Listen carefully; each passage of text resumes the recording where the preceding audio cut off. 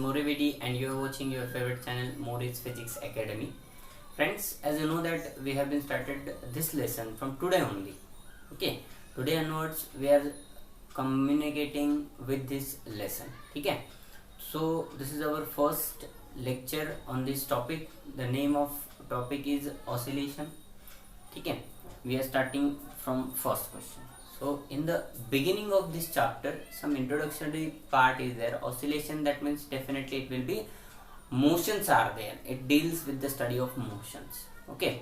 So अब हमें ये देखना है कि मोशन है तो किस टाइप्स की मोशन यहाँ पे आएंगी और किस टाइप्स की मोशन हम इस लेसन में पढ़ेंगे. तो पहला पॉइंट इस तरह से रहेगा उसमें कि ऑसिलेटरी मोशन या फिर पीरियोडिक मोशन क्या है. ठीक है, तो टाइम पीरियड जहाँ पे कंसिडर करेंगे हम उसे पीरियोडिक मोशन कहा जाएगा. तो पीरियोडिक मोशन को पहले देख लेते हैं. What is periodic motion. Question किस तरह से रहेगा. Question number first, what is periodic motion. ठीक है, तो ये क्वेश्चन आप कैसे इन्फॉर्म करेंगे इसके बारे में. तो सीधी सी डेफिनेशन है, the motion with equal time period. ठीक है, the motion with equal time period is called as periodic motion. ठीक है, जैसे कि along itself a period which is itself, मतलब अगर कोई मोशन कंसिडर कर रहे हैं हम लोग, समझो हम कंसिडर कर रहे हैं एक सर्कल. ठीक है, उस सर्कल पे आपको पता है, अगर आप कंसिडर करेंगे ए, यहाँ पे एक बी, यहाँ पे फिर से सी, यहाँ पे डी, इस तरह से अगर पॉइंट कंसिडर कर रहे हो आप, तो ए पॉइंट से लेकर अगर पार्टिकल स्टार्ट हो गया, मीन पोजीशन जिसे कहेंगे, वो उसकी ए पॉइंट होगी. अगर वो ए पॉइंट से बी की तरफ आ रहा है, बी के बाद सी की तरफ जा रहा है, सी के बाद डी के बाद सी की तरफ जा रहा है, सी के बाद फिर से ए की तरफ आ रहा है, मतलब उसका एक सर्कल जो है कंप्लीट हो रहा है. ठीक है, तो उसको अगर एक सर्कल कंप्लीट करने में अगर समझो 5 मिनट लग रहे हैं, ठीक है, तो ऐसे 10 सर्कल कंप्लीट कर रहा है तो उसके 50 मिनट हो जाएंगे. लेकिन अगर वो 50 मिनट में कवर कर रहा है तो हम कहेंगे एक सर्कल के लिए 5 मिनट, तो दूसरे सर्कल में भी कितने लगने चाहिए, 5 ही मिनट लगनी चाहिए, तब बोलेंगे हम इसको पीरियोडिक मोशन. ठीक है, मतलब डेफिनेशन बताते वक्त किस तरह से बताएंगे.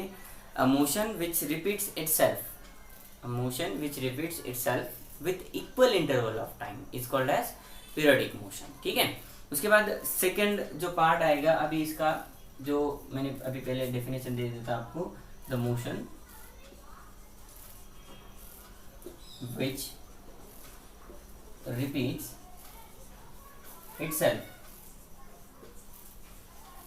ठीक है, with equal interval of time.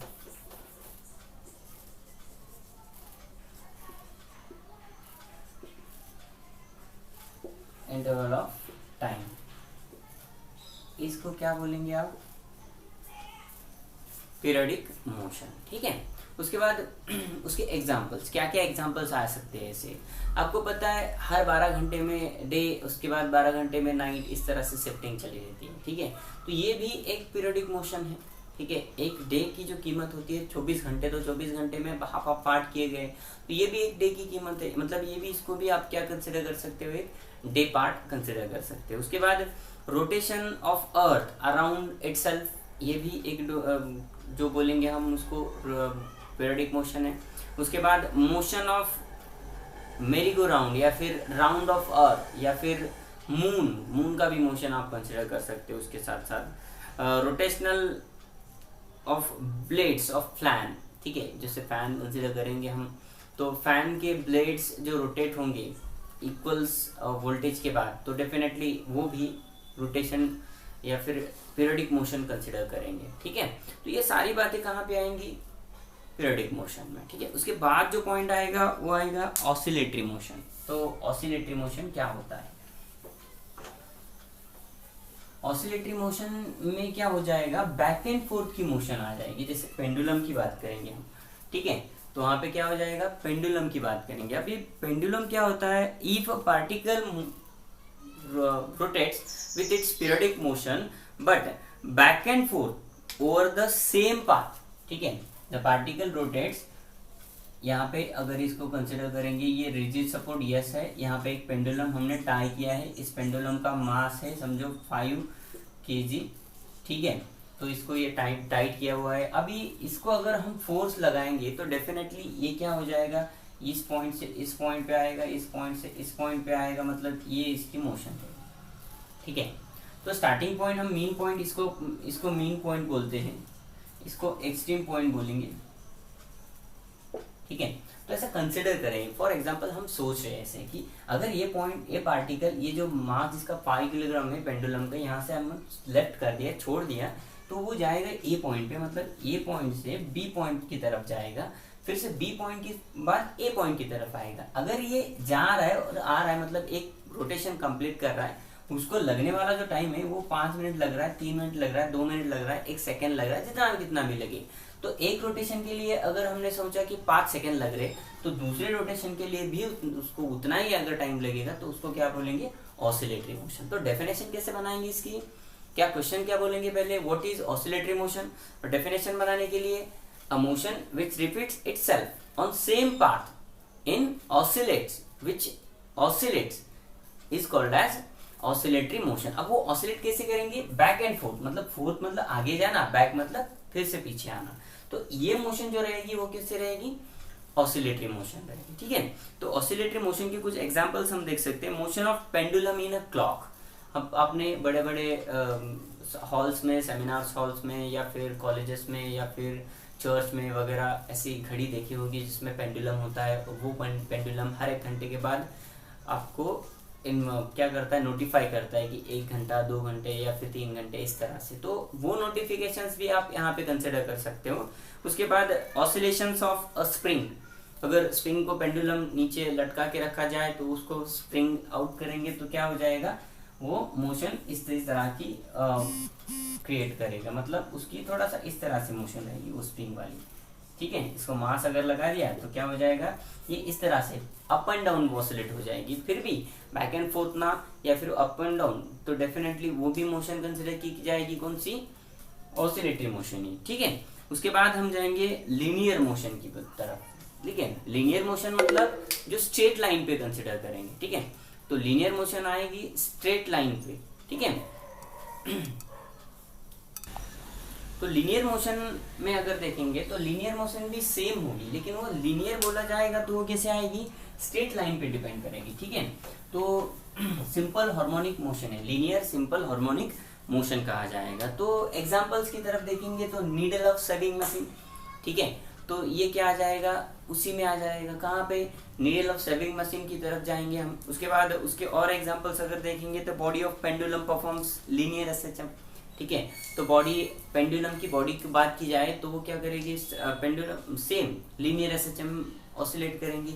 अब वो नीडल जैसे 1 बाय 1, मतलब ये सिर्फ स्ट्रेट लाइन में काम कर रही है, और पेंडुलम की बॉडी भी कैसे स्ट्रेट लाइन में काम कर रही है। तो ये सारी बातें कहाँ क्या बता रही है आपको, लीनियर मतलब स्ट्रेट लाइन डायमेंशन। ठीक है, तो स्ट्रेट लाइन की अगर बातें हो जाएंगी तो यहाँ पे क्या आ जाएगा, आपका लीनियर मोशन आ जाएगी। ठीक है, तो उस पे आपको काम करना है आगे चल के इसी लेसन में। एसएचएम है मतलब harmonic, simple harmonic motion.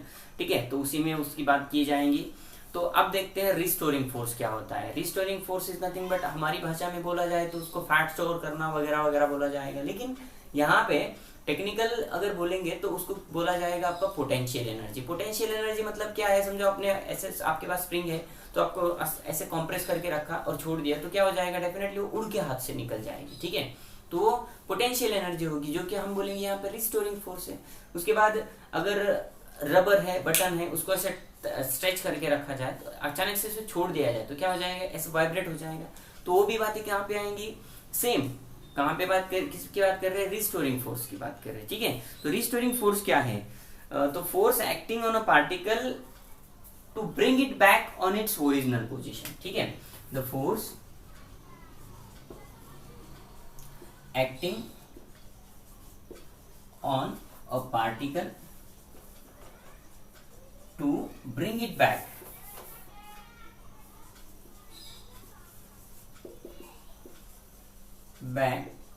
on its original position।